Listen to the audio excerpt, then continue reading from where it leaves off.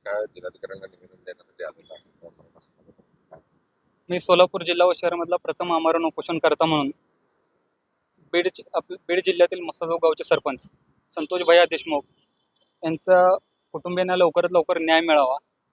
9 डिसेंबरला हत्या झालेली आहे. आज तागात 4 महिने झालं त्यांच्या कुटुंबियांना कसलाच न्याय नाही आहे. त्या कुटुंबाची अवस्था काय झालेली आहे ते मी स्वतः तिथं जाऊन बघून आलेलो आहे. त्याच्यामुळं आता मी कलेक्टरला निवेदन दिले आहे की धनंजय मुंडे यांना सहआरोपी करावे. बीड जिल्ह्याचे जिल्हा चिकित्सक प्रशांत थोरात यांनी संतोष भैया देशमुख यांचे खरे रिपोर्ट पोस्टमॉर्टमचे रिपोर्ट दिले म्हणून त्यांचं निलंबन केलेलं आहे. ते तात्काळ निलंबन मागे घेण्यात यावे. तिसरा विषय असा आहे की PI महाजन यांनी हलगर्जीपणा केलेला आहे तपासामध्ये. त्यालाही सहआरोपी करून त्याला तात्काळ अटक करावी. त्याच्यासाठी निवेदन देण्यात आलेलं आहे. लवकरात लवकर न्याय मिळावा म्हटलं तर कोर्टात आता सुनावणी सुरू आहे. फास्ट ट्रॅक कोर्टात सुनावणी सुरू आहे. आरोपी पोलिसांच्या ताब्यात आहे. काय आरोपी आहेत, पण त्या आरोपीला महाराष्ट्राचा जावई असल्यासारखं ट्रीटमेंट चालू आहे. तुम्ही बघितलं असेल मीडियावरती मी पाहत होतो. मी तर त्या ठिकाणी जाऊ शकत नाही. आम्ही काय जे बघतो ते मीडिया त्या जिल्ह्यात जाऊन आम्ही पाहू शकत नाही. मी त्या जिल्ह्यात जेव्हा वाल्मिक कराडला घेऊन जात होते पोलीस, एखादा राजा असल्यासारखं त्याला घेऊन जात होते आणि त्या खोक्याला गच्ची पकडल्यासारखं घेऊन जात होते. असा नाही का? ती पण आरोपीच आहे ना. वाल्मिक कराड काय यांचा जावई आहे काय? एवढे CDR रिपोर्ट आहे. CDR रिपोर्ट अजून त्यांनी संतोष भैयाचे भाऊ धनंजय देशमुख यांची तुम्ही त्यांची नम्रता बघा. त्यांनी कधीही आजपर्यंत जेव्हापासून त्यांची हत्या झाली आहे तेव्हापासून असं तोंड वर करून कधी त्यांनी बाईट दिली नाही मीडियाला. त्या भावाकडे आम्हाला विचारायचं की तो भाऊ सरकारकडे मागणी करतो CDR रिपोर्ट द्या. का देत नाही? त्या CDR मध्ये सगळं बाहेर निघतंय. आणि बीड जिल्ह्यातल्या फक्त मराठा आमदारांनी पहिल्यांदा आवाज उठवला. आता का गप बसलेत? आष्टीचे आमदार सुरेश दास यांनी मीडियामध्ये बाईट देताना बोललं होतं की एक राष्ट्रवादीची बडी मुन्नी आहे. त्या मुन्नीने मीडियासमोर त्या मुन्नीची सुन्नी करतो. माझं सुरेश दासांना आव्हान आहे की सुरेश दास ती बडी मुन्नी कोण आहे तुम्ही मीडियाला जाहीर करावं. सुरेश दासांनी फक्त बोललंय. मग मी सुरेश दासांना आव्हान करतो सोलापूर जिल्ह्याचा प्रथम मराठा आमरण उपोषण करता की ते राष्ट्रवादीची बडी मुन्नी कोण आहे त्यांचं नाव डिक्लेअर करावं. महाराष्ट्रातली जनता त्यांची वाट बघत की राष्ट्रवादीची बडी मुन्नी कोण आहे. त्यांनी म्हटलेत की त्या मुन्नीची सुन्नी करतो म्हणून.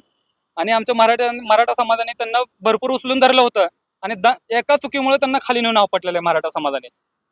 आणि गृहमंत्री परवा देवेंद्र फडणवीस आपले बीड जिल्ह्यात गेले होते, दौऱ्यावर होते. ते कुठल्या तर सप्त्याला गेलते. तिथं त्यांची एक बाईट दिली त्यांनी की बीड जिल्ह्यातली मीडिया फक्त एकच बातमी लावून धरते संतोष देशमुखचे. मग मला जे खरं ते तुम्ही दाखवता ना. काल लावणी खाणीचा कार्यक्रम दाखवायचा मीडियाने. त्यांना कळत नाही बोलताना.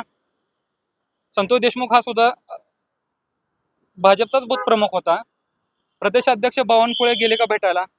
तिथलं भाजपचं कोण गेलं का भेटायला? कोणीच गेलेलं नाही.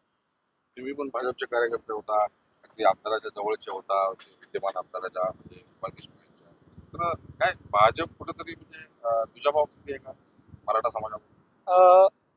तुम्ही विचारलेला प्रश्न बरोबर आहे. मी पण आमदार सुभाष बापू देशमुख यांचा कट्टर कार्यकर्ता होतो आणि सगळ्यांना माहिती आहे मी त्यांच्यासाठी काम करत होतो. पण जेव्हापासून मला माझा पहिल्यांदा समाज महत्त्वाचा आहे. मला कोणता पक्ष वगैरे महत्त्वाचा नाही आहे आणि कोणता नेता आम्हाला आरक्षण देणार नाही. जेव्हा माझी इथं तब्येत खालवली तेव्हा सुद्धा मला इकडचं कोणीही भेटायला आलेलं नव्हतं भाजपचा. का मी त्यांचा कार्यकर्ता होतो ना.